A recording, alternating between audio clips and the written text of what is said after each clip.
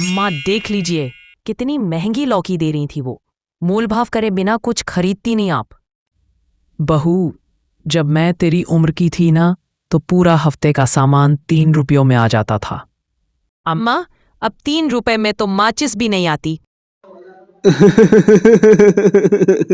लौकी के साथ भूतनी फ्री दे दूं क्या अम्मा जी? सुना है जंगल वाले रास्ते में आज फिर से दिखी है। जा रे, भूतनी ने तो जैसे को देखा ना तो खुद डर के भाग जाएगी। अम्मा, अब चलिए, सड़क पर कीचड़ भर गया है और वो मोड़ वाला इलाका बड़ा डरावना लगता है। अरे डर मत, जब तक मैं हूं ना कोई भूतनी फटक भी नहीं सकती। गांव जा शाम होते ही डर की आहट सुनाई दे रही थी। मालती और सीता सास बहू दोनों बाजार से घर जा रही थी।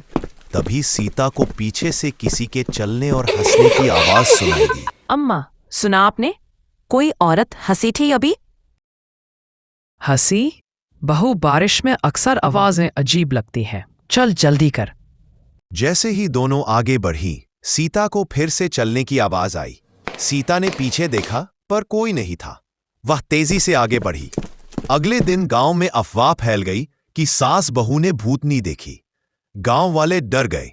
तभी रामू काका वहां आ गए। हाय राम, कुछ नहीं होता, सब बड़ा चढ़ाकर कहते हैं। लेकिन उसी दिन शाम को जब रामा काका बाजार से लौट रहे थे, रास्ते में अंधेरा हो गया और तभी बारिश तेज होने लगी। तभी रामू को किसी की आवाज सुनाई कहाँ दी। जा रहे हो? मैं भी आऊंगी। कौन है? मुझे मत छूना, मैंने कुछ नहीं किया। आज तो बड़ा हंस रहे थे, अब पहचान में नहीं आ रही। वो आवाज, वो हंसी रामा काका को पहचान में आ गई थी। लेकिन अब देर हो चुकी थी। भूतनी उन्हें घसीटते हुए गुफा की ओर ले गई। तब तक बहुत देर हो गई। मुझे मत ले जाओ। उसे मार दिया। सुबह गांव में सनसनी फैल गई। रामू काका की मौत की खबर ने सबको हिलाकर रख दिया। गांव में डर समा गया था। रात होते ही हर कोई घर के अंदर, और उधर भूतनी भूख से बेचैन होने लगी। अगले दिन हरिया किसी काम से बाहर जाने लगा। तभी सीता ने उसे रोका। हरिया, मत जाओ, रात हो रही है, मुझे डर लग रहा है। डरो मत, मैं आ जाऊंगा समय से।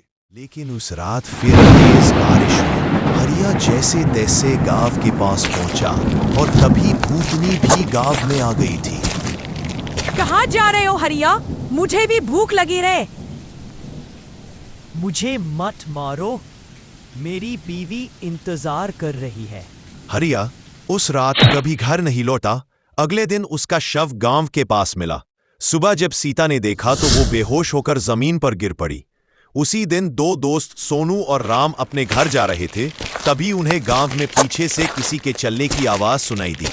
दोनों ने पीछे पलटकर देखा पर वहां कोई नहीं था। राम ने कहा, सोनू, ऐसा लगा जैसे अभी वहां कोई था। हाँ राम, चल जल्दी घर चलते हैं। जैसे ही दोनों आगे बढ़े तभी पीछे से उन्हें आवाज सुनाई दी।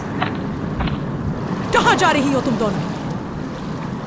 दोनों ने जैसे ही पीछे पलटकर देखा, डर गए। राम ने कहा, हमें छोड़ दो, हमने कुछ नहीं किया है, हमें जाने दो। तुम दोनों को छोड़ दूंगी तो मेरी भूख कैसे मिटेगी? भूतनी ने ऐसा कहते ही दोनों को मार दिया। अब गांव में गाय बकरी नहीं था। भूतनी रात को घूमती थी और गांव के जानवरों को मारने लगी थी। अब गांव वाले परेशान हो चुके थे। भूतनी हर दिन ऐसा करती थी। एक दिन सब गांव में पंचायत बैठी। सुनो गांव वालों, ये भूत हो गया है। हमारे गांव में उस भूतनी ने सभी को मार दिया। हाँ मुखिया जी, अब तो हमारी गाय भी सुरक्षित नहीं है। मुखिया जी ने कहा, लेकिन हम क्या करें? तभी सीता वहां आती है और कहती है, हमें कुछ करना होगा, नहीं तो हम सब मर जाएंगे। अब तो हमें सिर्फ पुजारी बाबा ही बचा सकते के हैं। सभी लोग बारिश में भीगते हुए मंदिर पहुंचे। बाबा, अब आप ही कोई मार्ग बताइए।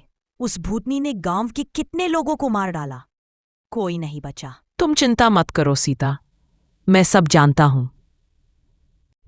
बाबा अब आप ही बताइए, हम करें तो क्या करें? उस भूतनी को उसकी गुफा में ही समाप्त किया जा सकता है, और वह गुफा गांव के पुराने पीपल के पीछे जंगल के अंदर है। अगले दिन फिर भूतनी आई। इस बार वह रमेश चाचा को उठाकर ले गई। गांव वाले भय से कांप उठे, लेकिन इस बार कुछ लोग पीछे पीछे जंगल तक पहुंच गए। वाले भी वहीं पहुंच गए और उनके साथ थे पुजारी बाबा, हाथ में गंगा जल और एक पुराना त्रिशूल। चले जाओ यहाँ से पंडित, नहीं तो तुम सबको मारकर खा जाऊंगी। बहुत हो गया, तूने गांव को बहुत सताया है, अब तेरा अंत होगा। तू क्या कर लेगा बूढ़े पंडित? लेकिन बाबा ने विलंब नहीं किया। उन्होंने तुरंत गंगाजल उठाया और ऊंचे स्वर में मंत्र पढ़ते हुए भूतनी पर छिड़क दिया।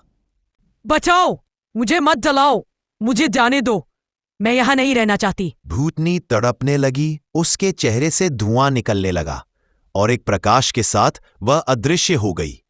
उस रात के बाद गांव में फिर कभी किसी ने भूतनी को नहीं देखा। वर्षा तो हो भी रही, पर भय नहीं।